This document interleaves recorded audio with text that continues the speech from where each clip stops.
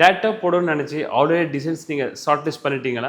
அப்போ 30 செகண்ட்ஸில் 3 விஷயம் தெரிஞ்சுக்கோங்க.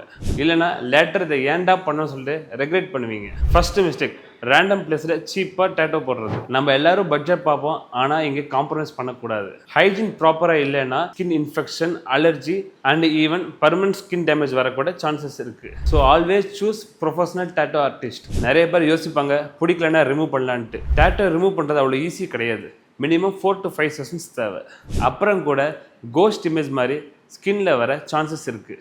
தேர்ட், ரொம்ப முக்கியம், இம்பல்ஸில் நேம் ஆர் ரேண்டம் ட்ரெண்ட்ஸ் போடாதீங்க. ரிலேஷன்ஷிப் மைண்ட் செட் மாதிரி கேரியர் பார்த்தும் சேஞ்ச் ஆகலாம். இந்தியன் ஏர்ஃபோர்ஸ் அண்ட் ஆர்மியில் ஸ்ட்ரிக்ட் டேட்டோ ரூல்ஸ் இருக்குது. அதுவும் கன்சிடர் பண்ணுங்கள். டேட்டோ போடுறது ஒரு ஸ்மால் டிசிஷன் கிடையாது, அது லைஃப் டைம் கமிட்மெண்ட். கிளாரிட்டியோட டிசைட் பண்ணுங்கள். நீங்கள் டேட்டோ போடுறதுக்கு பிளான் பண்ணுறீங்களா? உங்கள் எக்ஸ்பீரியன்ஸை கமெண்ட்ஸில் ஷேர் பண்ணுங்கள். ஏதாவது டவுட்னா டெர்மட்டாலஜிஸ்ட்டை கன்சல்ட் பண்ணுங்கள்.